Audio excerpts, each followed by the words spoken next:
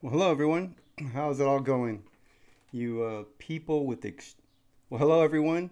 People out there with extremely clean hands. Hope you guys are washing your hands over and over so much that it gets I don't know, cracked and dry. I don't know. That's what's happening to me. Mine's going over and over. I'm just over and over washing again and again. Let's see. I'm getting a video notification. It says my resolution's not optimized. But let's see, we don't want that in the background. I keep forgetting to put that on mute. The second monitor. Well, hello everyone. How's it all going? Appreciate you guys coming by, sticking with me for a few minutes here while I fumble through. Got to set everything up. You guys don't want to see me anymore. Let's go to the page that I'm going to be inking, and I can then move everything else around and start working. So today I'm working on interior pages. I do ink from time to time things like covers, pinups. I am inking right now a cover for, I get to team up with my favorite artist again, which is David Finch. He and I are working on a cover. I am recording my process so that later, if Case Dave isn't able to make it with me on a stream or something and ink it while I ink it live, I'm gonna at least put it on my YouTube channel later when I can show the image. Right now, I'm just waiting on permission to show it first before I can put it on my YouTube channel. So, hello everyone. I hope you guys are all doing well. That's great to hear. I know that with what's going on for everyone, that it's not the case for everybody in the world, and that's sad. I wish that everyone could be doing wonderful.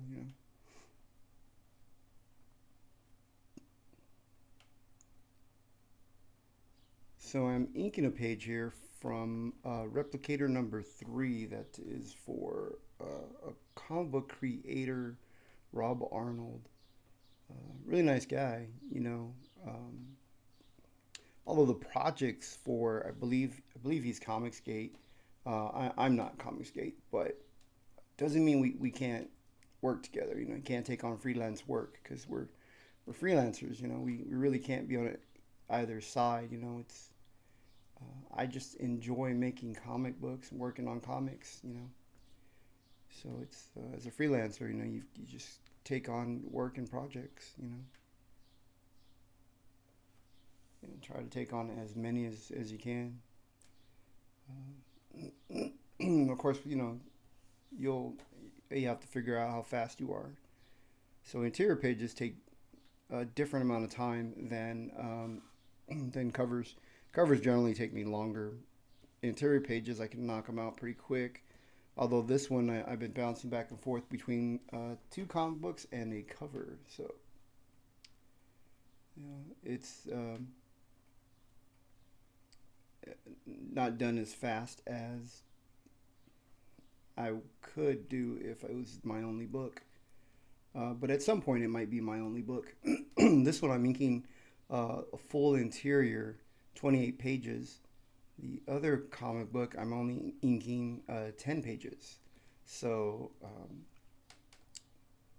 I will be done with that one fairly soon, hopefully, as they give me pages.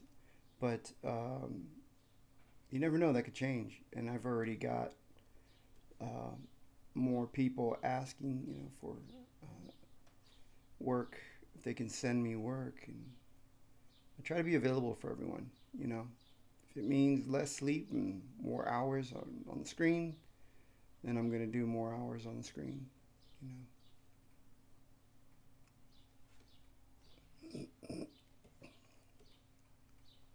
So, hello everyone. You guys are Martin Lansky, Calbart, that guy. It's that guy again. No, I'm just kidding. Love your tutorial vids, man. Keep up the good work. Thank you so much. I appreciate that. It's uh, reasons why I do them.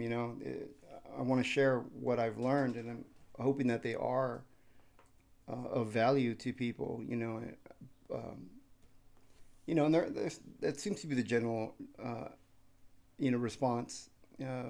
my audience that's out here, the guys that come in and watch me work, um, you all seem to be very professional, seem to be sincere, and generally want to improve in art. I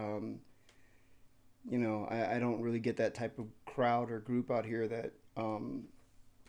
that's just looking to troll or bored, stuck inside or something, and they're just looking to go around and bother people. But it seems like the crowd that comes here is generally pretty professional. You guys all want to improve in either inks or pencils,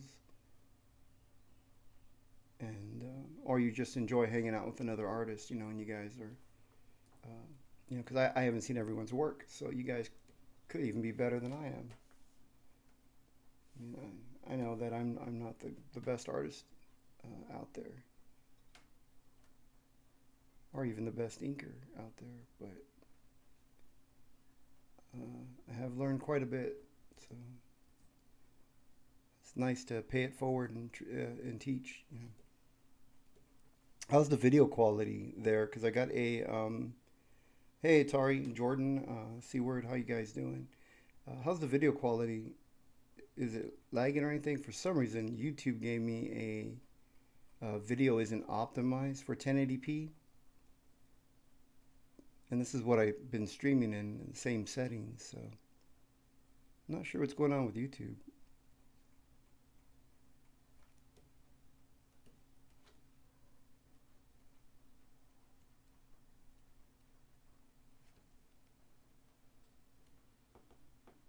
Video is good. Okay, cool. It's not skipping anything. Thank you, Tari. I appreciate you're always so quick with those responses. I appreciate that. It's good feedback for me. I hope that that's the case for everyone. Hopefully, you guys are all getting good video. I want to film at 1080p so that you guys can maximize your screens if you're on the computer, and you can maximize your screens and get the best view of the line work, because that's what inking's about. Inking's about line work, being able to see all those cool little lines and details. Video is flickering here. All right, Martin.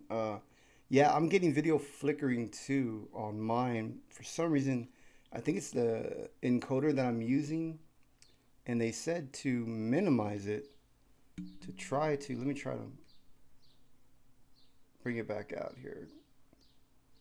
Now it's still flickering a little bit, but I was reading about, trying to troubleshoot that, but I'm not sure. I may have to reinstall that encoder, that software, and just do my setup all over again. So I don't get those flickering when I pull in those windows and stuff. I think it's only on the application window. I'm not sure, but yeah, sorry about the technical difficulties. Maybe we won't make this stream as long, and I can get that fixed and adjusted here. So I'm working on small little details in the background, trying to catch up on this page because I'm tired of looking at it. Not in a bad way, but it's just you work and you're looking at something for so long. It's you're at the point where you're like, all right, man, I want to move on to the next page. Let's knock this one out.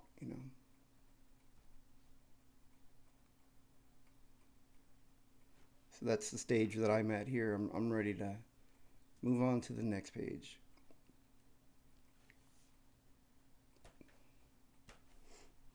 See an exit sign here. I'm thinking about leaving it to the colorist to put in the text so that the text will appear nice and neat. I'm not sure if I should ink it in there, and then he'll probably end up knocking it out anyway, because you want to keep your text nice, clean. Looks like the flickering may have stopped on my end. Nope, I got one. Not as bad now. My internet really isn't that. It's horrible. I'll edit your word. This afternoon, it's flickering and blurry. I'm sure it's just my connection. Yeah, it flickers a little bit though. That may not be your connection. It might just be the software that I'm using. For some reason, it's acting funky. But the blurry part and all that could be maybe the internet connection. But for some reason, YouTube gave me a an error code saying that the video wasn't optimized, but it's how I streamed yesterday. Settings were pretty good. Trying to stream at 1080p, so I have the video at a little higher than I output at 1080p. So if any of you guys are real technical, maybe if you got any advice, that'd be wonderful. Hey, oh, Tari. Hey, Jimmy, what happened yesterday? The stream just ended abruptly on my end. Yeah, I think what happens is like YouTube has bots and stuff. I think they go out and they just kind of go through and search. I'm not sure what it is, that happened. But the stream was cut out. And so we didn't really get to finish we got most of the information out there, about the project and about Clayton Barton's howtodrawcomics.net, what that is. He's got some free resources out there for people as well as some pay products. But yeah, we were discussing that, and then in the middle of it, it cut out, and then the video's back up. It's up now, but it just dropped the live stream. Could be because everybody's streaming. YouTube's really busy. Could have been something like that. So who knows? But it got cut, and then it said something about violation of like its policy or whatever. But that might just be like one of its bots going out. And since I'm a new streamer, maybe they just kind of want to show like, hey, we couldn't cut your stream. So, be appropriate or something. I don't know. But anyway, yeah, so I just filed the appeal, and within hours they had it back up. So YouTube's really good about that. That was pretty cool.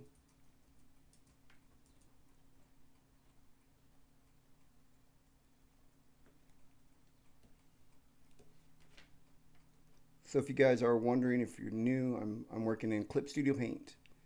Uh, I did try a little bit in Photoshop. I created that banner down below in Photoshop, the one that when I was on the main intro page. And I tried to use the brushes in Photoshop, but they're not as slick, as they're more pixelated. They work more on pixels, and the edges have more aliasing on them.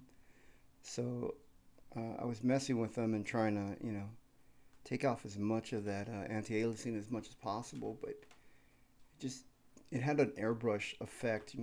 Photoshop wasn't really designed to ink comic books, so it's much harder to pull off traditional looking digital inks, or pull off digital inks that can pass as traditional inside Photoshop. And that could also be that I don't have as much time in Photoshop as I do in Clip Studio Paint. So maybe there's a way, but I just haven't figured it out yet. So I tried it a little bit yesterday and was not happy with the way the inks were looking in Photoshop. So Clip Studio Paint is so much easier to use, and just it works so well on my Mac. Doesn't freeze or anything, yeah. Where Photoshop can get a little laggy on me.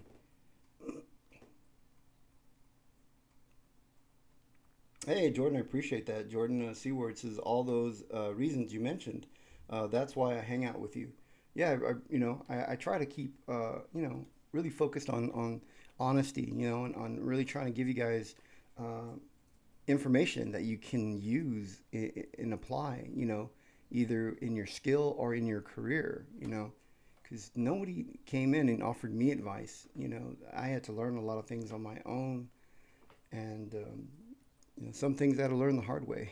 I've made a few mistakes along the way, and I've learned what the key thing is communication. Making sure you communicate with publishers or your editor.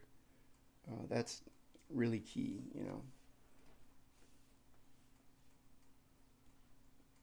So I created this technical pin right here, and I use it to make my borders.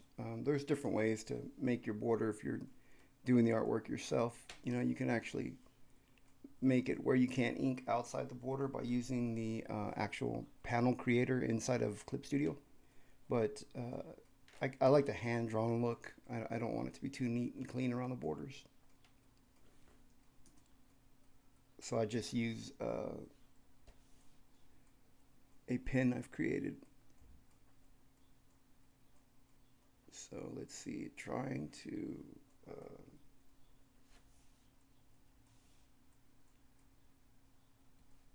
I'm going to lasso this area because I'm actually going to fill this in with a brush that I don't use everywhere on every piece of art because it looks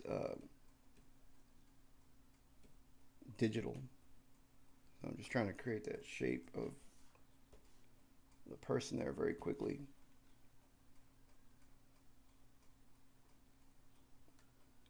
With this guy's style, William Reyes, I can actually do a little more of like digital kind of stuff, get away with more dry brush kind of look. This is a tiny little poster in the wall. We're zoomed in a little more, mostly so you guys can see it.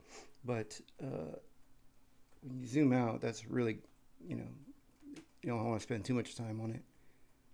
And then back here, he hand letters all his lettering, so I'm gonna follow along and do that as well.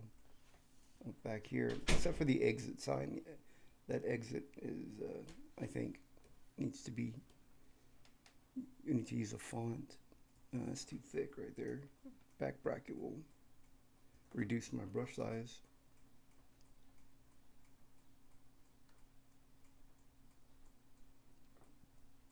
My hand lettering is like a child's writing, so I don't like to I don't like to try to hand letter anything. It's not for me. Oni64, hail brethren. Hello back. Eric. Man, is that pronounced Eric or Arik? Shurkon, nice. Um, Appreciate you guys all coming out, man, and hanging out here. Um, Today I'm not right now. I mean, I'm not working on that Wolverine, but if I can get that bug fixed, maybe I can stream again later tonight, and we can do some pencil art as well. We can. If you guys saw the video where I worked on, just brushing up on my pencils, um, and we can do that again. You guys can draw a Wolverine along with me and stuff. Or you can watch my penciling process, however you want to view. It's your eyes. I'm not telling you how to use them. So inking this fan here in the background, I could just freehand a lot of it like the penciler did, but I think I'm gonna clean up some of it, even though it's a tiny little detail in the background.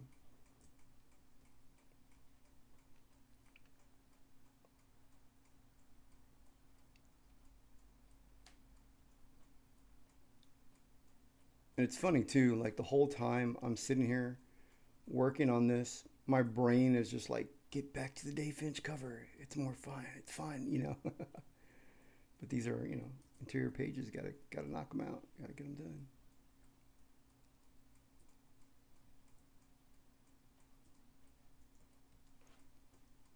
Can't just, go to my dessert. Gotta eat these vegetables too. This guy's a really good illustrator. I mean, he's fun to ink, but I guess because I've been staring at this page for 2 days. I should have just knocked it out faster, and it's nice to keep that rhythm on it. But this style's, it's fun. It's a messy art style.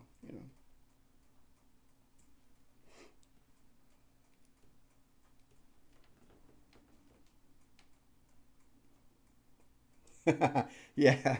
Uh, yeah, Jordan, I agree, man. It sounds like, yeah, like the Matrix, like those little squids are coming out, and that's like what the bots are, on YouTube. And I think they're just trying to protect everyone, and sometimes they work against those that, I mean, my content in mine is basically, it's not a young audience, but it's a general, it's work safe. It's primarily geared towards 18 and older.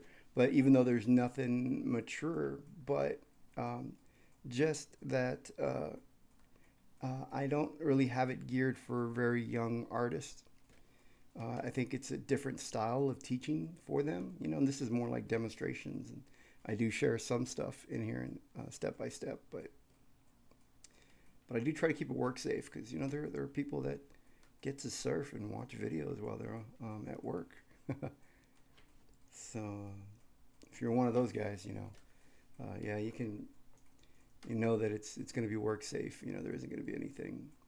And I try to keep the cursing to a minimum. Even when I bring people into the do like creator spotlights, or I do guests on the stream. I try to, but sometimes they're used to talking the way they speak. It's how they speak, and so they may slip one or two, but it's not too bad. I mean, I'm not standing with a straight edge or a ruler and going to smack them on their hand or something. I let these guys talk the way they talk, but they're pretty respectful. They generally know that I'm trying to keep this nice and general for everybody. Some people get offended by adults using curse words. Personally, for me, I don't get offended, but personally for me, I think it's a little weird when adults just use cursing every other word. I mean, that's just my personal opinion. It doesn't sound intelligent. If you're around your friends and your buddies, yeah, it's fun. It's all right. I mean, I do it around my friends, my buddies. We have our own style, the way we talk to each other. But I can adjust based on who I'm talking to. Especially my 7-year-old granddaughter. I'm not gonna I'm not gonna introduce her to that kind of language right away. I want her to to be. Oh man, I'm drawing a blank here. Golly. What is the word that I'm looking for? Not that you guys are in my head and can figure it out, but articulate. I want her to be to be able to be, expand her vocabulary and to articulate what she is trying to describe. And that's a good, I think, for a young child to learn.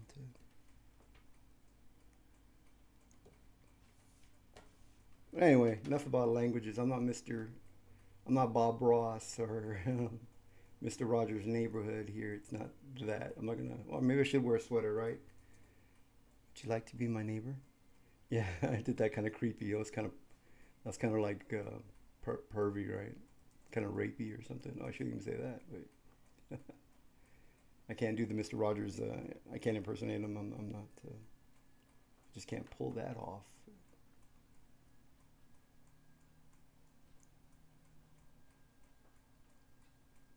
It's correct. The first time you pronounced it, Eric. Oh, okay. That's pretty awesome. I love the spelling, Eric. It's really cool. My friend, my best friend, I mean, I have a female best friend and a male best friend from high school, but my childhood friend, he's the one that introduced me to comic books, and his name is Eric. Uh, but he doesn't spell it like yours. He's got the Spanish Eric to his, which has a K at the end of it. But uh, I like yours a lot. That's really awesome. I might even steal your name, man, for a character in my comic book. Somebody asked me yesterday on yesterday's stream when I was drawing the Wolverine, if that I should do a comic book. They liked my pencil work, and I am actually I have two comic book creations. I have one with creator of Shinobi Sasquatch, Kyle Jameson is his writing persona, and he's very talented. He's written the script to my book called Veil of Night, my comic book called Veil of Night, and I'll do a stream just based on that, and you guys can watch me ink some of those Veil of Night pages or draw some of my Veil of Night pages, and we can do that together. I have another one that I'm working with an author. His name is Joe Ponser, Joe Ponder, Ponzer. Sorry, Joe, if you're watching. Um, I forget how to pronounce his last name. He's a really cool guy. Him and his wife are super cool. I really enjoy their company. He's super talented. He's an author. He's got a book out right now, and I'd like to have him. He's written like a novel. I think it's like a novel for not young readers, but like teenagers. It's kind of like a manga novel, but it doesn't have pictures in it. But it still falls in the comic book genre and stuff like that, like sci-fi kind of things. Really good book. I want to have him on here because he's got a lot of talent. But I'm very fortunate to have him wanting to work with me. It's just right now trying to find the time to get that going on my end. He's from what I've heard, he's already written the script, so it's faster and easier for. Not easier, I shouldn't say that. It's faster because it's a lot of work writing. I can't do it, but it's faster for a writer to write something than for us to draw it because it's very time consuming for us. You guys are artists, you know how artwork takes forever.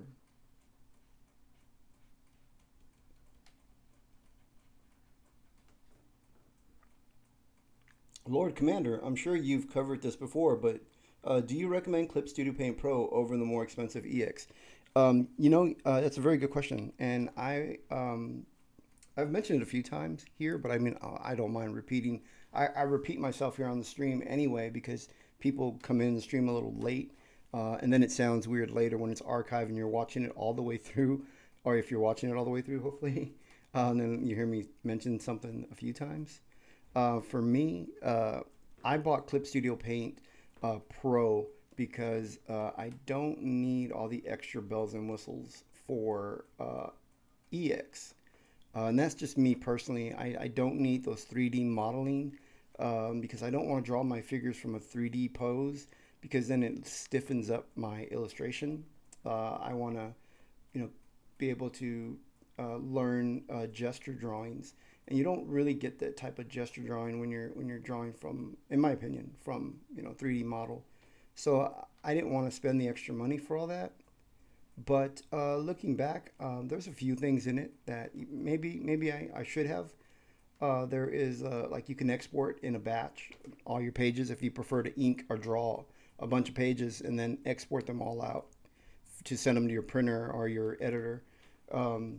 Then there's the feature where you can actually have all your pages paginated together, where all your pages are in a row, cover all the way through page one till you get to the inside and back cover. And it puts it all together. You can export that out as a PDF, send it off to your printer so that you don't have to lay out and do stuff like in Adobe InDesign. I prefer using Adobe InDesign for my layouts. It's just that it's a whole program designed for that, and I'm used to that. I used to work as a graphic designer many years ago, before InDesign, so I prefer doing mine, putting together like multi-page books that way. I've been using Adobe Illustrator since 1990, and I prefer lettering inside of Adobe Illustrator, although there's a really nice lettering feature in here, but you get that in Pro. So for me, what EX offered, I didn't need. But if you are putting together an entire comic book and you don't have the Adobe products, then get the EX because then it allows you to do everything that you need to put your comic book together.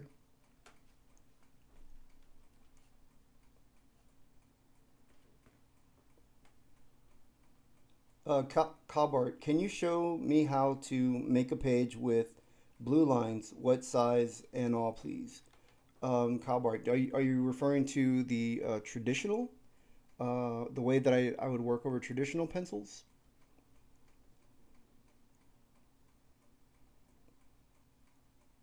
Yeah, Lord Commander says, yeah, much better deal than getting Adobe. Thank you. Yeah, if you don't have Adobe, because I subscribe to Adobe and I pay about $57 for Adobe, but they have an introduction subscription for your first year. I think I paid 47 for it, and I think for students you get it at like 37 or something a month. Still pretty pricey, per month, because on top of that I have Adobe that I'm subscribed to. Um, I've got Microsoft I'm subscribed to. Then I've got the streaming service that I use to do the conferencing with all the different guests and everybody that I'm subscribed to. So just for comic books alone, I mean, there's quite a few in here that I'm subscribed to, and I'm thinking about getting Clip Studio Paint on my iPad, and that's $4.99 a month. So it can add up pretty quickly just to produce a comic book. It's getting expensive. These guys are really learning how to maximize profit.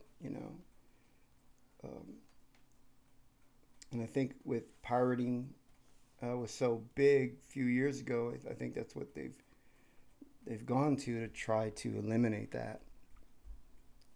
Which I get what they're doing, but man, it's expensive, and you got to make the amount of income to balance out those monthly subscriptions.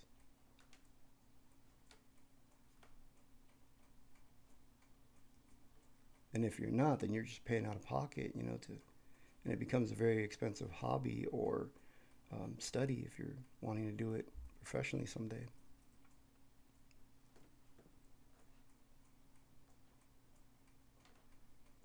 Let's see. Who asked about the blue line? I forgot. Oh, and Tari says, I would love to see the Dave Finch cover. Yeah, you're definitely going to get to see it. Either you're going to see it in a video like the way I do the other videos where they're filmed and edited, and you'll get to watch along with me. But those videos are generally about 15, 20 minutes. I try to keep those low because long videos generally don't do very well. So you got to make them lower, shorter. And then if Dave agrees, I've asked him to do the stream, and he asked what day. Uh, so if it works within his schedule, and Dave, if you're watching, come on board. Everybody wants to. So many people want you on here. So hopefully he will. Hopefully he'll say, yeah, let's do the live stream thing, and that'll be great because then I can start inking him. In front of everyone, and you guys can see and ask him questions and stuff like that, you know, because a veteran like that, this guy has been in the industry for so long now that he has learned so much. Oh, my computer is saving. Let's see, what was the other thing? Jordan Seaward, miss the old days when you can bug hard copy for everything. I grew up in those days too, back in the 90s. I would just go into a comic book studio, and we all shared a copy of Photoshop. And they're like, here, take this home, go install it. We've got it on all 10 of our computers.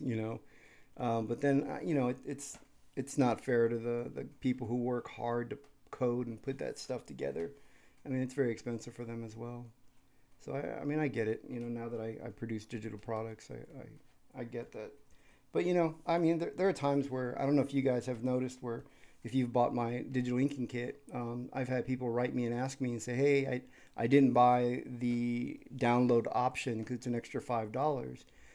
And if they write me, or if you guys write me, if you have the product and you want the downloaded version of the video, just send it to the email that you bought the product from, that email, and then use your email that you bought the product with, and it'll verify it for me that you're a customer. And then what I'll do is I'll just give you the download for free. I'll waive that $5, or it's a $15 if you buy it by itself, but $5 if you buy the kit. You pay the extra $5 and you get the ability to download it. And it was filmed in 4K, and then I reduced it to 1080p. So, and I realized that the whole importance is to see the line work. So if you guys have the kit and you want the download version for free, that option, just respond to that email, and I don't mind. I'll send you a personal code that will give you the discount and the ability to download it once, and you can get yourself a copy of it.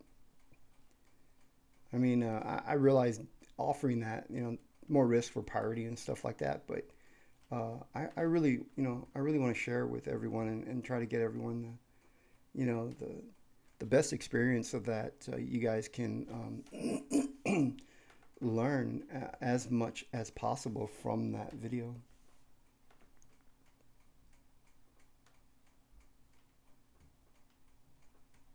See if I Hulk Smash. How will you get permission to show work from Finch in writing or verbal? Oh, with Finch and I, we talk. So we I ask him, the the project that he and I are working on right now is for another creator, and that creator has asked for a cover from Dave, and Dave asked me to ink it. So we're both working on it. But what it is that I asked Dave, hey, what do you think? Well, actually, Dave approached me and said, hey, what do you think about doing a video? And then I said, hey, what do you think about doing the video? Um, on online, doing it live instead of a pre-recorded video, after the covers come out or whatever. So Dave's going to go back and ask the creator who's hired us to get permission first. So you got to get permission from whoever owns the IP, whoever owns the characters that are drawn on the cover. So you get permission from them, and as long as they say okay. Generally, it's a just like verbal handshake kind of thing, but it's I guess through email for everyone, and that's kind of like a written. I guess it's they respond by email. It's better, safer. I guess you can have a record of like, hey, they said okay. But I want you always want to be respectful of the for the publisher and the property and stuff like that. You don't want to show the work too early. And the reason I showed this one replicator and I'm not showing other pages to other stuff that I'm working on is that I have permission for this one. So, we come in and you guys can follow along and watch me, although this is a completely different art style than I normally ink. But it's kind of cool to see a variety, on the channel. But yeah, definitely always recommend, if you're inking something for your portfolio and you've got the artwork online, then you don't have to worry about permission because it's already online. It's pretty much public domain. It's already been shown, so pretty safe with that. Taking a piece off the internet, ink it, and show it around for your portfolio. But when it's newly created work, you really want to be respectful and make sure that you got permission.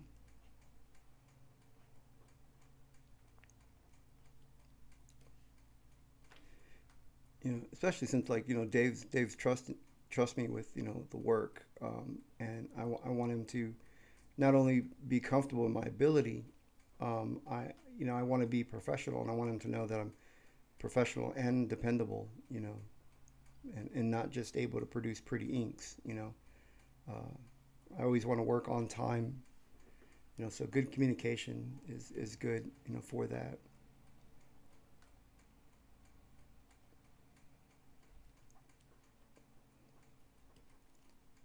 And then of course, when you communicate, you want to ask, what the deadline is. When is this due? When do you need it back? If you're working with another artist or with a penciler, because I've gotten work a lot just by networking with pencilers.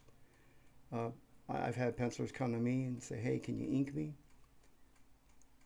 And then there are those pencilers I've reached out to and said, hey, I've inked a sample of, here's my inks. This is what they look like over your work. If you think, if you feel the same, that we'd make a good team, I'd be happy to work with you. And I've gotten work that way. Most of my work has come that way, with me doing a sample.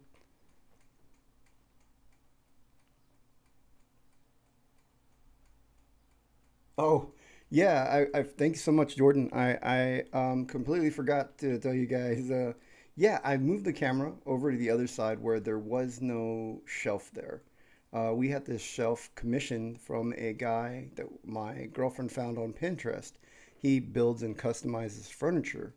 Um, and so we went and spoke with him. We designed a furniture piece that we had in mind, color and everything. And then we went in and we commissioned him to work on this furniture piece. And he did such a great job that we ended up commissioning him for about another 5 or 6 different things, like a coffee table, some stuff to hang on the wall, and then we did a buffet and stuff like that. But Unfortunately, we changed up our style again, so our house is decorated differently again. So we don't have any of his furniture anymore or his wall decorations that we commissioned him to do. Only thing left is this shelf. And my girlfriend changed up the furniture again, style again, and she was going to get rid of the shelf back here. And I said, no, no, that's the last thing we have from this guy that we commissioned. We paid so much money for it, and I like it, you know. So I said it'll work in my office. Plus, I need something for these guys to look at in the background, or just something back there. But I'll move out of the way. If you guys take a look back there, there is a lot of Star Wars things because I'm a big Star Wars fan. Um, I do have some DC comic stuff back there. I did have a Batman, black and white, but he fell off the shelf that I had on the wall. I have a wall mounted shelf on the back of the camera that you guys can't see. So Batman falls off, lands on a lazy boy, leather lazy boy that I got in my office, and his boomerang, no joke, he falls to the floor and shatters. His boomerang bounces off when he shatters and then flies into the back of the lazy boy, the backrest, and the boomerang just went right into the leather, as if Batman's like Batman was here, kind of thing. Never forget me, But it was a really nice Batman piece. I love those little like figures and statues and stuff. I like having them. They're a little expensive, so I don't own very many. But I wish that Batman black and white hadn't broken. It was one of my favorite. But yeah, Batman went out with. It was creepy too. Like I heard the bang. It was in the middle of the night. I get up. I turn the light on, and my pit bull comes with me because she's so protective of the house, So she goes and checks wherever I go. Um, and then I look, and there's Batman on the ground, man, just shattered in pieces. And then I look on the backrest of the of the sofa. I mean, of the lazy boy, and there's that boomerang stuck in there. It was really cool. I took a picture of it because I thought it was really funny. Although I hated losing that Batman piece, but it made me laugh. A lot of stuff make me laugh. But so I was cracking up. I took a picture of it with my iPhone. I'll have to post it on Twitter one of these days, or maybe I can put it here in the stream or something. You guys can see how it went in there. It looked like, I mean, that blade was really sharp too. It was like a really hard plastic or something. I don't know what those Batman black and white figures are made from. I don't know if are they sideshow. Did anybody know about those? I don't even know where to get it. It was just a impulse buy. I was at a comic store and I saw it and I bought it. Now I don't know where else to get them because I can't go back to that comic store.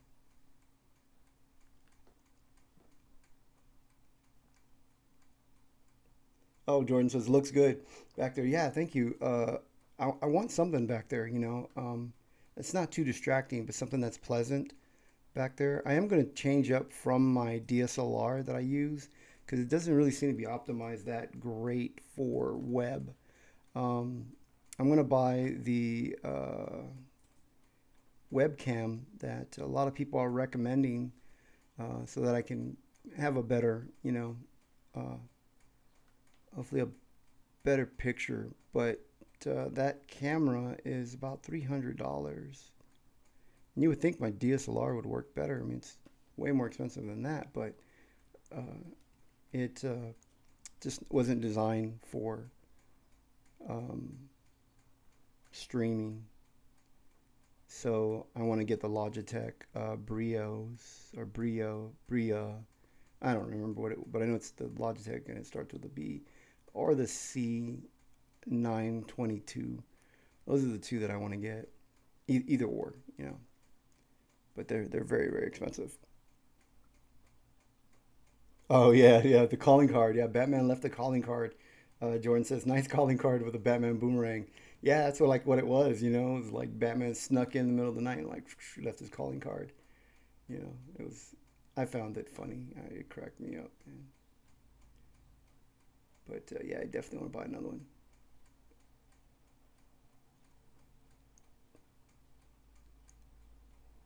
So if you guys are inkers and inking, you know that sometimes if you guys ever like looked up at your inks and go, "Whoa, I've gone through quite a bit, a little more than I thought." I sometimes zone out a little bit, and you know, I don't focus so much on the line work. It just happens. My body, my hand just know what type of line I want to do. Muscle memory, I guess, is what kicks in. Jumanja, what? Will love to see the picture in IG or something. So funny at the middle of the night. Yeah, it was the middle of the night. I need. That's a good idea. I need to put it on Instagram. It'll go great on Instagram because I mean Twitter's not really like posting pictures and stuff. But yeah, I'll have to do that. I have an Instagram. On the links down below, it should be flashing down there. They should be popping up below the chat every I don't know every 2 minutes or something. I forget what I set that to, but if you click that link, it'll take you to um, my my social media, and it depends on which one you click on. But so I think I got to change it up because it goes by kind of fast for everybody. I think um, you know I didn't want to overwhelm everyone, you know, with like ads and stuff down there, but it's how I keep the stream going is to have you know like I have my Gumroad down there, and not everything is for sale, but you know there's free stuff there too, and hopefully there'll be more free stuff soon. I want to put out more products. I've got more products in the work and more videos. I got a video course that I'm putting together about comic book rendering and how to pencil and render. It's much more detailed uh, and descriptive than the free one that's on my YouTube channel. So, you know, there's two versions, I guess. One that's free, one that's going to be a course. And I'm thinking about making that video like $5 just for that, you know, the video. You know, make it like an hour and a half, 2 hour video or something. Try to make it as descriptive as I can. And just to explain the theory behind rendering. But so I don't want to overwhelm people, you know, with that. So I have it down below, and that's how it supports the stream. Is that any funds that come from like the Gumroad, the super chats? If you've seen guys that have been very nice and generous, and they've gone into the super chat, um, and I've posted some stuff. I'm thinking about making like some really neat little stickers. If you've ever seen me in my videos, I always say ink outside the box. You know, just playing off the words, you know, think outside the box. Well, ink outside the box, you know, if, you know, think differently when you ink, that kind of thing. I'm thinking about making some stickers, and I'm going to give them away to people that, you know, donate through the super chat and stuff like that to show my appreciation. Because all that goes towards buying that webcam that I mentioned. And of course, I'm going to put in, you know, my own money as well. I've been putting in my own money, but I'm not expecting everyone to, you know, it's just whatever people can donate, and um, I'll match the rest of it, and we'll get the webcam together. Let's see, did I miss anyone in here? You know, I'm sorry if I miss you guys. Sometimes I do. I go through and I miss people through the in chat because I'm looking over at the monitor at the screen. So I do apologize, guys. You know, I appreciate everyone watching and stuff. I'm glad you guys, you know, choose to come here and hang out. There's a lot of people streaming, you know, and a lot of options, places to go. Not a whole lot of inkers. I mean, I think Art T Bear's the only other one that streams his inks on live stream, you know. I've never met Art T Bear. I would like to, you know, just because I enjoy meeting other inkers. I like to get perspectives and different opinions on inking. Everybody views line work differently. There are guys that would ink this differently than what I'm doing, and that's okay. You know, I mean, that's what makes art. So I mean, not art like T Bear, but artwork so beautiful. You know, wonderful. I don't want, if I want to clarify that. I want you guys to think I'm calling Art T Bear beautiful. I don't know, man. Maybe the guy is. I don't know, but I haven't really. I don't think I've ever seen him. But I did watch a live stream of his this morning because I try to go around and see the format and how people are live streaming just so I can learn more. Because this is something that I'm learning, and I love to learn new stuff. So I go over, watch his channel. His face isn't even on there. It's just him inking, uh, you know, traditionally. So he didn't do like I do, where I put my face and whatever it is I'm inking. I just think it makes it more personable this way. You guys can see me, and you get to interact, ask me questions, and see what my personality is. And you guys, you get to know me this way.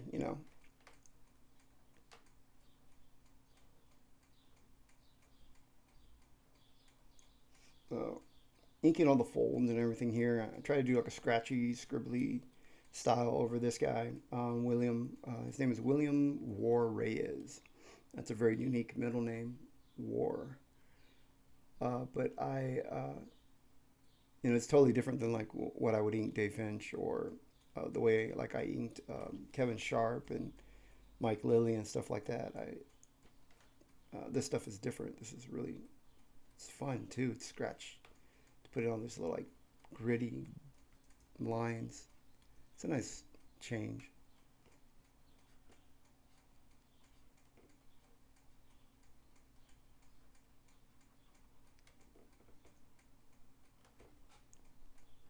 Let's see, oop, I didn't refresh my screen. I'm sorry, guys. I fell behind on the chat. I was scrolling up to the top, making sure I didn't miss anyone, and I didn't see the new stuff. Um, let's see. Would love to see the picture. Oh, you said that. Oh, where was I? Oh, okay. Time to go. Put some time in the studio. Yeah, definitely. Have a good afternoon. I'll watch the rest on the stream tonight. Yeah, definitely. Get the work done. Be in the studio. That's where the most important place to be is doing the work. You can always listen to the stream and then go back watch it later when you're not working. What's important is getting that work done, applying what you see here. If you're here to pick up tips and techniques, watching's one thing, but then you have to turn around and apply it. When you apply it, that's when you're really gonna hit strides and learn. Jordan Seward, thank you so much, man. I really appreciate you doing that. Supporting your local fellow artists. I appreciate all that. That's a good way to help ensure the stream stays alive. Um, and then Muttman, copyright strike. What? Yeah, you talking about the with like showing the cover or something, or being able to show everything, or I'm missing the I'm not picking up on the reference. So you can clarify that for me. I'm sorry, man. I'm a little slow. My right side of my brain is dominating my body right now. It's like working on line work, where the rest of my body is just like, huh? Can barely move my mouth. You guys know how that goes when you're an artist. No, they actually say artists are we're considered genius, and we can use the right side and the left side of our brain simultaneously. That we're able to do all this kind of stuff, and I don't ever feel like a genius. I gave birth to a genius, like a literal genius. We all brag about our children, right? Everyone, you hear them like, "Oh, my kid is so smart, man. You know, he uh, he added 2 plus 2. What? That's awesome, man. Are they just now learning addition in kindergarten? Kindergarten? No, he's at university. But it's like um, everybody brags, right? Well, my daughter, unfortunately, I never. I love her, and she's always, I've always been very proud of her. But I guess I underestimated her so much that I joked with her a lot and would tell her, hey, wear your helmet. And she doesn't wear a helmet, because she was so funny. She loved to dumb herself down a little bit to relate to the common folk, because there were no geniuses around her. She's always had wonderful grades. Well, this girl, graduated with a perfect grade score, dean's list at her university. She magna cum laude, and got accepted into a program, went to study in Switzerland. She's finally back in the U.S., thankfully, before the whole Corona thing started. I would have been really worried if she was still in Switzerland. But this girl is so smart. And I think for me, I kind of underestimate her a little bit because, I mean, she dumbed down for me, I mean, she knows dad's not this genius. And then on top of that, she's really pretty, so you kind of you don't always think of pretty girls being a genius, But I mean, I knew she was smart. I just, what I'm saying is I didn't know how smart she was. Man, this girl's really smart. But she's really good at keeping up with us common folk. She can blend in with us and not throw down words and talk about stuff that you're just like way out above my league. Let's see. Tari is asking if I'm streaming tonight. I'm generally I'm going to stream every day, and I'm gonna try to stream once every day. But if I can, I'm gonna try to stream again tonight. To answer your question, I'm gonna try to do the Wolverine tonight. Depends on how far I can get in pages for this book.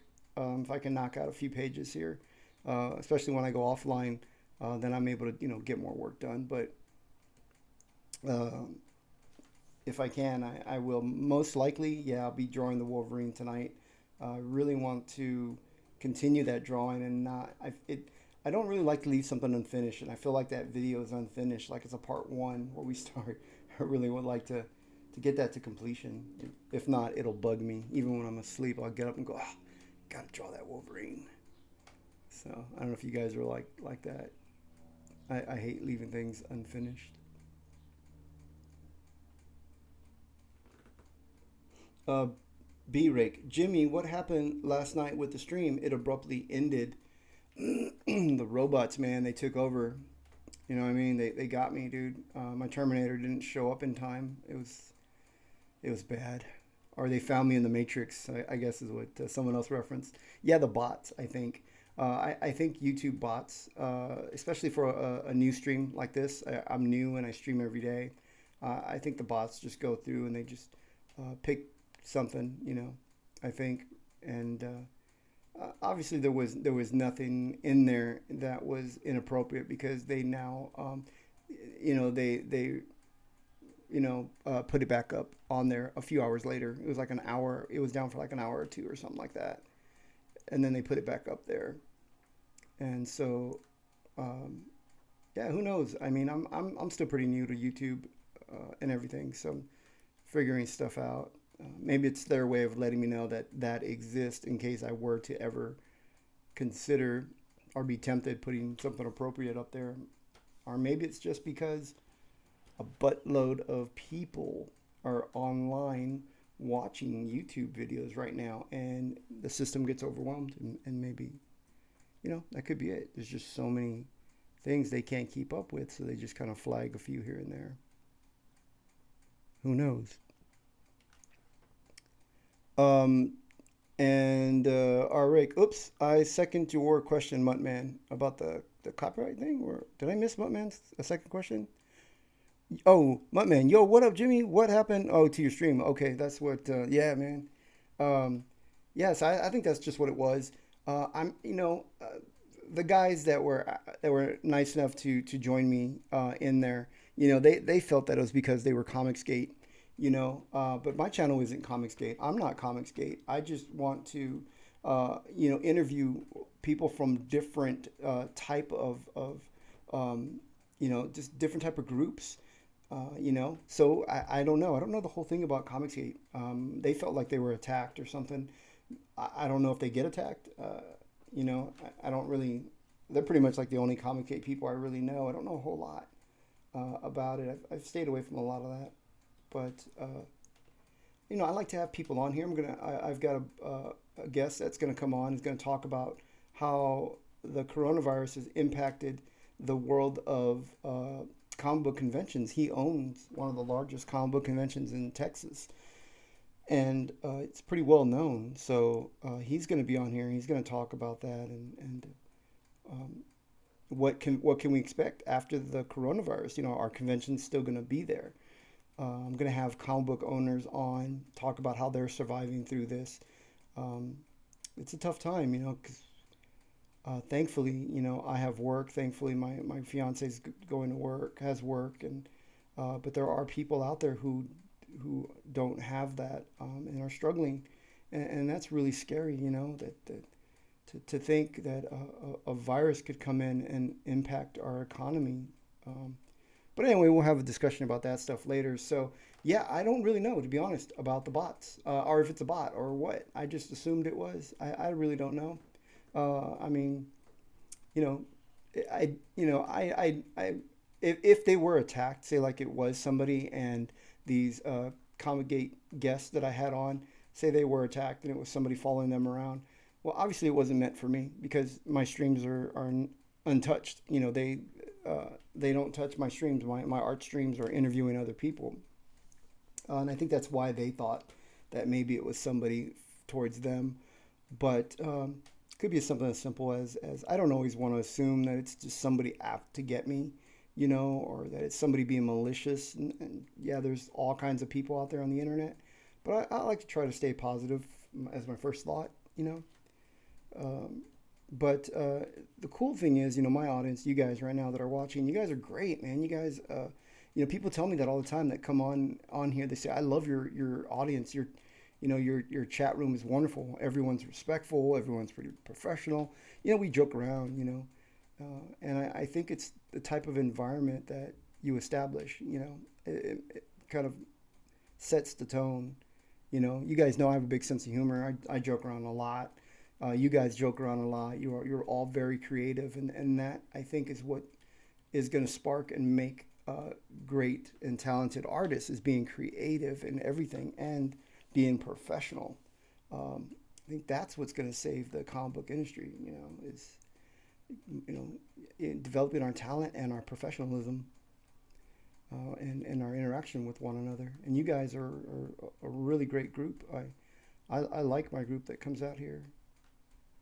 I wouldn't trade you guys for anything, man. Well, maybe I'd trade you for a Batman black and white statue because I need a new one. No, I'm just kidding, guys. I wouldn't trade you guys. Let's see. Manja, wondering what actor do you want to play Wolverine for next Marvel movies? Do you have some preference right now? Some people say Hugh will play it again in Deadpool 3. I'm just going to upset a lot of people. Not really a big fan of Hugh Jackman's Wolverine, because he's tall. I'm a short guy. I liked Wolverine because he appealed to me because I'm short.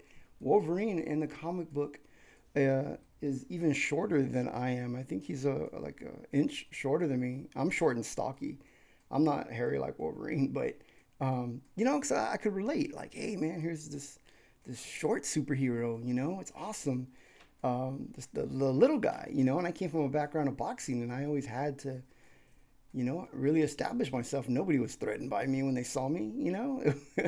I had to prove myself, and so here was a superhero that, was really cool, and he's an anti-hero. He's not trying to run out in a cape and tights and save everybody. He's not the poster boy, and um, he smokes, he drinks.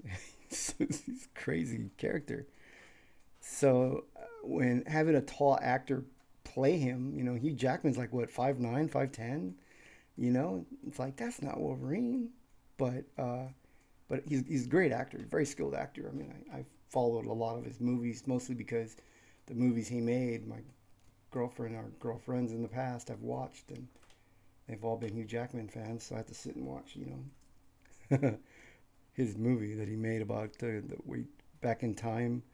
And one of the guys was a knight. He made it with that guy that he made Sabretooth movie with, that Wolverine movie, that Wolverine Operation Zero or Wolverine Zero or something. I don't know what it was. But he made a movie with him and the guy that played Sabretooth. And they were like, One guy was a nerd, the other guy was Hugh Jackman was like a time traveler or something.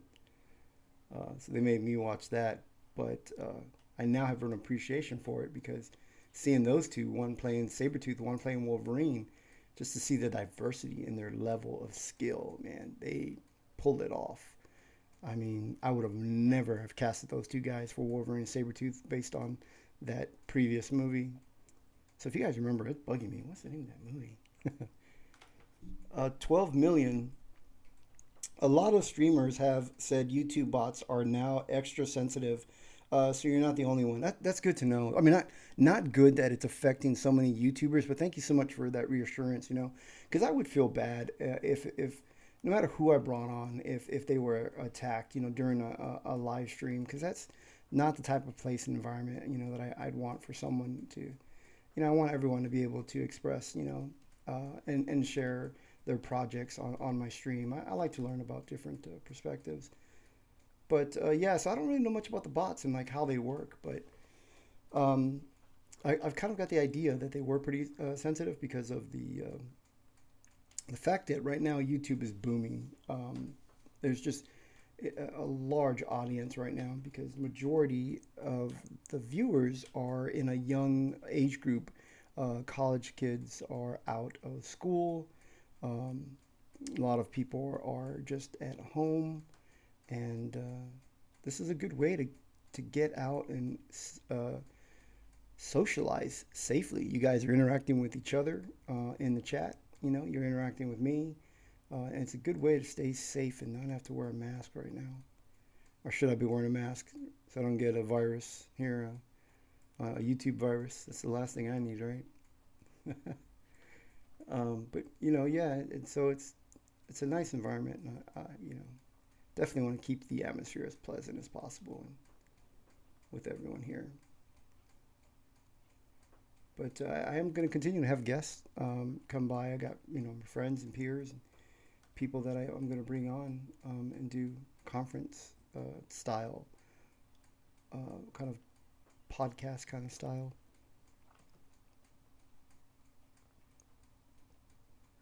Oh, Jumanja, or the Manha. Is it, or it would be who Manha, right? Who Manha? I don't know, because the J's are H's. Uh, you laugh and says, "Yeah, I'm short." Also, loved your comment. Yeah, I'm a short guy. My fiance is taller than I am. I don't know. She's like 3 inches taller than me. Yeah, and so she's. And it just feels like she's still growing. It's like she stood next to me the other day. We have what do you call those? Like those dual vanity sinks or whatever in the bathroom, and it's pretty cool. And then we're like divided by a wall, so like the bathroom has this little divide where like she's kind of got her own area and I got my own area. Really don't see each other a whole lot, even if we're both at our mirrors in the morning brushing our teeth. We still can't look over and see one another. But I went over to go grab something from her mirror in the vanity when she was brushing her teeth or she was doing makeup or something. But she was standing up, and I walked right next to her. And I was like, "Are you growing? Like, or am I shrinking?" Because we have a large gap in age. We're 19 years difference in age, and I'm not bragging or. I don't like to say it sometimes because some people have different opinions on that, but most people don't have aren't surprised. I think because I guess I don't look my age, or I'm told often that I don't look my age. So I don't think we stand out that much as an odd couple. But yeah, so she's 19 years younger than me, and I joke with her. She hates this joke, and if this is just a joke, guys, but she hates it. So she's much younger than I am, and I'll tell her, "Ah, I remember that first day I saw you playing on that swing set." She's like, "Stop saying that. That sounds pervy." Yeah, she gets all mad because I like to say that in front of people. You know, I mean, I didn't find her at a daycare. I'm not some some pedophile or something. Um, it just happened. We just we really I didn't look for somebody who was younger. Just we just got along so well, and We still do. We get along really well, and enjoy each other's company so much, and that really helps because I've noticed that she and I are we're happy, and the happier that you are, it's easier to get in a creative mood. I can easily just come into my office and start working because whenever I'm upset or stressed, it's harder to get in a creative mood, and I'm not sure if you guys are the same way, but yeah, it's can be a bit of a mind block, creative block for me. So uh, if you noticed in my studio, I did do a tour of the studio live stream. I took it down because I'm gonna do an edited version because I've moved so much stuff around now. But it I have a TV up on the side, a PlayStation. I have got so many streaming channels and stuff. But to be honest, I rarely ever put it on. I mean, I don't even play video games because it's there. If you play a video game, it's so time consuming. I sit there and I go, I could either be playing this video game or working on my portfolio and getting work, or I could be getting work done if I have work done. So priorities, it's up to each individual person. What do you want to see um, blossom and become fruitful? So you got to spend that time doing that. If you want to become a professional gamer or streamer, and you do that more, you know. Let's see. Muttman, professionalism is not as prevalent among comic creators as it should be. I totally agree. I mean, this is a good, good comment there. I really appreciate good creators like yourself who set up to offer friendly advice for creators. And that's the way that we're going to grow and bring in and increase our talent. I believe that, iron sharpens iron. So I like to be around professionals who are much better than I am. If I can, like Dave Finch, I really admire his work. Scott Williams, Sandra Hope, I really admire their work, and they've all been very nice to me. Sandra's really sweet, and she's retweeted my tweets and answers all my questions. I've even private messaged her and asked her questions and stuff like that. And I like bouncing ideas off them. And Jonathan Glapion, he's doing digital stuff. He's got an interest in digital. So it's nice to talk to him. I don't get to talk to him as much because, I mean, he's very busy. But I would like to talk to Jonathan a lot more and just bounce ideas off each other, because then we're going to sharpen each other. We're going to create, we're going to help motivate and push each other. And I would like to see that through all creators. I would like all creators to do that. There are some creators that just don't want to be seen with someone who's unprofessional, because then they feel, I mean, someone who's not a working professional, who doesn't have a following behind them, because they have a status to image in their mind. I guess they have to keep. I don't know. I don't really know why, but I believe we should share with everyone, pay it forward. It is a competitive field. It is a competitive market, and yeah, the great idea for this industry would be that there would be enough work for everybody. But Adelso Corona and I, we get along. We talk. He's an awesome guy. I like him, but we've competed for the same projects a few times. And but we're still friends. We still get along. We still help each other. We still retweet each other's tweets, or we like each other's treats. That sounded really bad. But I would like to see that more. And so how do we do that for the future generation? I think is to come out right now and start sharing with the next group of talent that's coming out, which is, if you're not already working professionally, then you're going to be the next group of talent to come out and work in this industry. So I'd like to come out and start working with you guys and get everybody conditioned and used to sharing and networking, and hopefully it will change the next group of talent that comes out. Because right now, I'm getting to the point where it's my time. I'm starting to get more work and get more recognition, and so I'm getting there. But then eventually, my time is going to be gone. I'm not going to be on this earth forever. None of us are. Our, immortality, isn't going to. So, we're not immortal, but so I want to leave something behind to the next group of talent. And, you mentioned professionalism, Muttman, and I was so shocked. I started in the 90s, and I came from working at ad agencies. I was working with ad agencies who, there was some cutthroat stuff there between some of the art directors and stuff, and some of the freelancers, because we were all competing for the same contracts. And so there was a little bit there, wasn't as bad. There was a lot more professionalism in that field.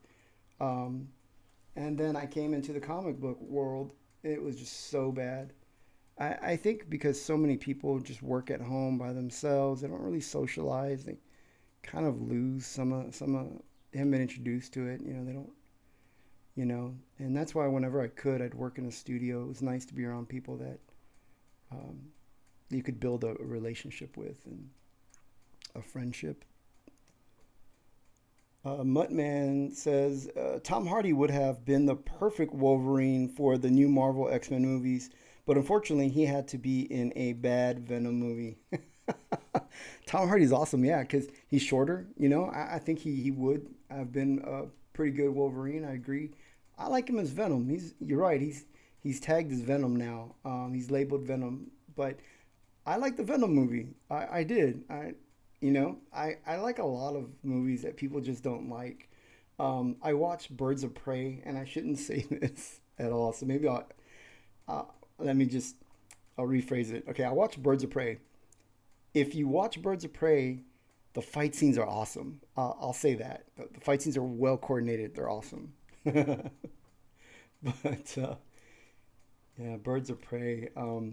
I I watched it because I wanted to form my own opinion. Everybody was posting about how they dislike the movie, and as I mentioned, I like a lot of stuff that people generally don't like. Um, and like I love the last Star Wars movie. It's one of my favorite Star Wars movies. So many people hate that thing, but I like it. Um, and then I gave Birds of Prey a try, and I'll say I understand now why it received the reviews that it did. Um, but I'll also like to add to that don't take my opinion. Definitely always go out and you know try it for yourself. There could be things in there that you like. Like I like the fight scenes. I thought the fight scenes were John Wick. They were like John Wick good. Uh, Ed Tenorio 100. Dave Finch is really cool. Yeah, yeah, Dave. He's always been my favorite artist, and I mentioned this a few times where Dave, you know, uh, to meeting your hero. You know, they always say don't meet your childhood hero or whatever. And I always looked up to Dave as an artist. His work and everything. And then when I had the chance to meet him, I had the chance. He was coming to my city. I was in a studio that also owned and promoted a comic book convention. So they were going to have Dave Finch as a guest, and we get to go to dinner with him, and we get to go and hang out with him and stuff like that. Well, I chickened out because I didn't want to meet my hero. I was just like, ah, man, last minute thing, you know. So I didn't go meet him. And then I always regretted it in the back of my mind, like, oh, maybe I should have. Maybe I should have gone. But I started up doing a YouTube channel, and about a year later, and Dave Finch texted me, or emailed me, said he wanted to work with me. And of course, I was super excited. I had the video on my YouTube channel where you guys can see. I recorded that the day I think that Dave Finch called me on the phone. I was super excited, and it turns out Dave's an awesome guy. And then we have similar things. He has a family. He and I view the same thing, like professionalism type of thing. I mean, we've all got bills to pay. It's like you know, we we kind of, our opinions were very similar, and we got along really well, easily. And turns out he's a great guy. I definitely support him in his career because I buy anything that he does, even when it's covers and I'm not asked to ink the cover. Damn it, Dave, you've done covers without me. Um, Nobody told me. He said I did those covers. I inked them because he had plenty of time to do it. So he did it. And to be honest, I really, I've always said this, and I've always said I shouldn't say it, but I love Dave Finch inks over his work because it tells me more of like what he's trying to accomplish, what he's looking for in inks. So I study his inks, so what he's doing, and then when I ink him, I keep that in mind, things that I've observed. But right now, I'm inking him on a cover. I mean, not at this moment, but off camera, I am. But I am capturing the film so that I can later, if I don't get permission to show it right away, then I can show it later once the book's been released. Um, but hopefully, we'll be able to show it on a live stream.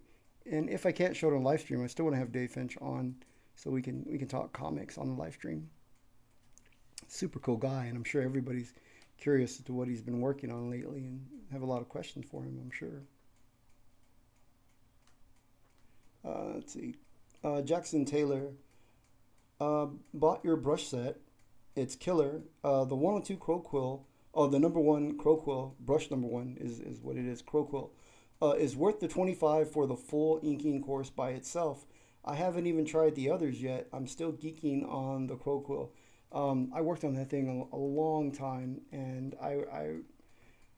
what started the digital inking kit and me creating my own brushes was that I went around trying to buy brushes, and everyone, they're all labeled Crow Quill or nib, and so I bought a bunch of them. I spent about $30 in brushes, and most of their brush sets were like $5, $2. They weren't that expensive, and so I buy these brush sets. They come with like, I don't know, 25 to a billion brushes in there. None of them worked like a Crow Quill. One came close to a G pen, and I thought, man, this isn't what I'm looking for. And then I came across one created by Robert Marzullo that was so much closer. Robert created a really good Crow Quill he calls it Smooth Inker. And it was really good. Still some things with it, of course. I mean, for me, that I'm having used a traditional Hunt 102 Crow Quill for about 25 years. There were certain requirements that I needed out of that Crow Quill, especially to take it into a professional level for me and to be able to use it in my work, to bring guys over like Dave Finch and Kevin Sharp and people that I ink. So I started creating my own, and I talked to a guy named Drummond. He's got a YouTube channel, really really nice YouTube channel.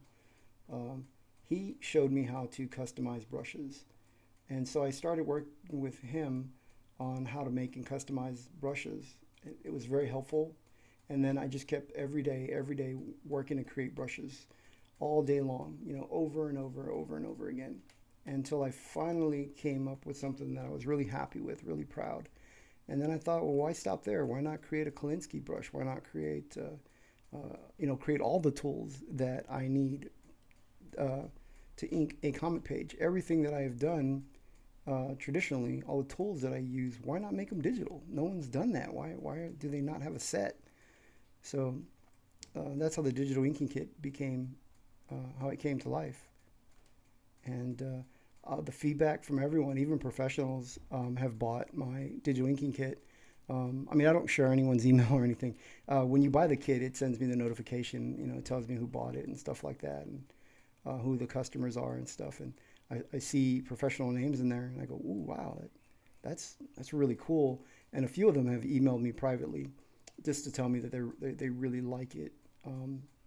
And I've got one or two that hopefully is going to tweet about it. I don't want to, I'm not going to bend their arm. I want an honest opinion or review. I did get one review, and it was really good feedback. So far, it's no one's been dissatisfied with the product. Everyone has been really satisfied with it. And a lot of people are telling me that they are very surprised that no one else had ever created anything like that. And why did it take so long? I don't have an answer for that. I don't know. But yeah, thank you so much. I really appreciate you, giving your honest opinion about it and everything. It's it means a lot that I'm very proud of that kit. Um, Much more proud now. I didn't realize how good it was going to be, and then the fact now is that that nib, that crow quill, is really good. It's hard to create something better. I'm struggling to trying to refine that quill because there are just a few things that I want to do now with the quill digitally, and I'm trying to create one that can do these things. So I may be, I'm going to come up with a different version, but I don't know if I can create something that can rival this first one. It's pretty good. Bradley read out, "Hey Jimmy, I'm taking a day off from the digital inking and practicing the crow quill. Hard to do." Yeah, that's a really good thing. I would say I don't want to, I mean, yeah, I'm a digital inker now, but I wouldn't discourage anybody from switching to digital back and forth. It's a really good way to help develop that muscle memory, that the way that the quill feels on the paper, the type of line quality that you get from a natural quill. You want that so that when you go back in and you're creating this stuff digitally, then you know what it is to look for. Sorry about that. My Gumroads. Thank you so much. Guys are on the Gumroad right now buying the digital inking kit. I appreciate you guys that just went out and got it. Um, and so it goes to my phone. It's so great. I can keep up with it and monitor it. And I like to make sure nobody's having any technical difficulties with it. I try to reply to emails as fast as I can. Some people will have a question about it, but sometimes it's just, people are just figuring out Clip Studio Paint. So it's more of a Clip Studio Paint question than it is the digital inking kit. But I still want to help out, as much as I can. But yeah, traditional. Do it as much as you can. Even if you're a digital artist, do some of that traditional work because with the traditional, you can't really undo. You can't take a image and resize it. Like if you watch me do the Wolverine, I took an image, my drawing, and I said Wolverine's head's a little small. I'm gonna enlarge it. So I selected it and just like bam, right there, I enlarge it. You can't do that traditionally. I mean, it's definitely one of the advantages of digital, and I'm not against digital at all, obviously. But by working on your traditional, it helps you develop your eye for drawing in proportion, because you want to draw in proportion, because then you have to erase, and it's much more difficult to correct that mistakes. You're much more conscious of it. Where digital, you're like, I'll leave it. I can always stretch it out in a little bit. I can change the size. So it's really good. I think colorists, it's nice for colorists to go, and if they do any watercolors or any paints, it's nice to work in different mediums. Dave Finch does paintings. Um, I think I want to say Kevin Rockfort. I think he paints as well. There's different artists that will go and do different mediums. It's a nice break from the work pages. It's a good way to branch out creatively. B Rake, attempting to ink while listening, chatting, you question mark. Um, that's kind of, I think I used to do that. I used to put on YouTube videos that I would find that would talk about artwork, and I would just put it on in the background and I would ink. I didn't always want to have music in the background or a television show. I wanted something art related. So sometimes it was even Bob Ross in the background. He's painting his happy trees, and I'm over here inking mad people on comic books. For some reason, everybody's frustrated in a comic book, and they're trying to end the world or something. I don't know. Maybe it's the type of comic books I was working on. Maybe I should switch to My Little Pony or something. But yeah, that's cool, man. That you do that while you're working. I like that. You know. I like to be around creative people as much as possible. Ed Tenero, um, 100. Just bought the $25 kit and the free one. Oh, okay, so that was you. I didn't want to give out your email. I didn't look at the email address. I just looked at the notification for it. Um, so I didn't see who did it, but it pops up with your email. And as I mentioned earlier, for people who are buying the kit, it's streaming option only. If you want to buy the downloadable ink files, you buy it all separately, but it totals to $5 more. So having that download option is a $5 difference, but I'll waive that for anyone that buys the kit. If you buy the regular kit and you decide, well, I want to download the video file because I want to stream it to my television, or I want to stream it over to my iPad while I'm inking, because I used to do that. I'd stream stuff to my iPad while I was inking so I could watch it there, because my television and my computer weren't on my drafting table when I was inking traditionally. But of course, you guys will be on a computer. If you like to have it played next to you on a separate device, I'll waive that fee, and you just have to send me an email from the email that you registered, that you purchased. Your customer email. You have to send that to me, because then it goes through a system where it's verifies that you're a customer, and then it will. If you send it to the email that's part of the digital inking kit, the email that comes, you'll see there's an email in there, and I'll send you a personal code for you, and you can then download it. And if you want that option, so just that's something to consider if you want. Just some people want to play it at a higher resolution, I guess. Some of the streaming, I guess the streaming's like 720, and the download version's high res 1080p. So some people want that option, and that's my gift for everybody. I don't mind waiving that. I'm not trying to make every penny I can out of it, but I don't mind giving some stuff away. And then with the digital inking kit, right now, if you bought it, then you have all the latest stuff. But as I create brushes that aren't going to go into the new kit, and the new one, well, the new one's going to be more about drawing. But if you buy the kit, and anything that I add to the kit goes for free, there's no upgrade charge for it. I add stuff to it. So previous owners that bought it early on may have noticed I added in the double page spread and all that stuff that is a free gift, stuff like that. They got it first before I made it available to just anybody to download for free.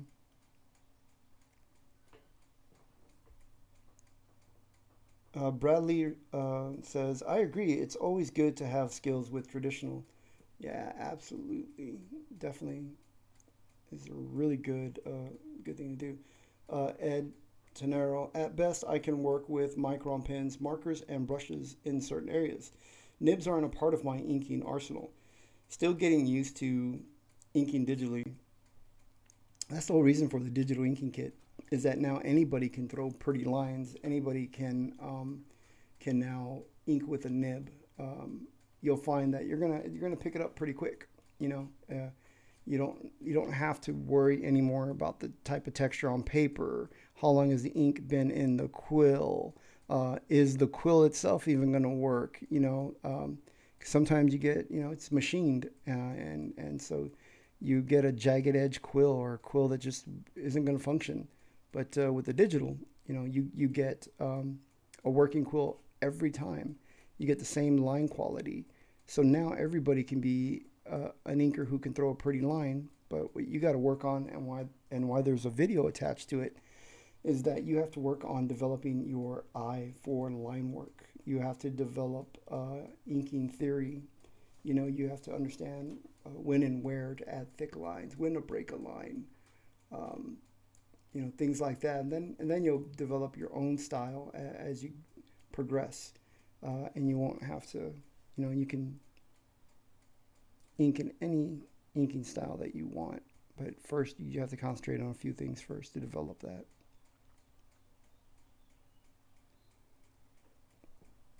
Let's see. Well, I'm going to end the stream here in just a little bit. I'm going to take a break. Got to stretch the legs every now and then. It's good to get up and walk around, at least just to stand up for a little bit. You don't want to develop blood clots or or anything like that. You definitely want to stay healthy.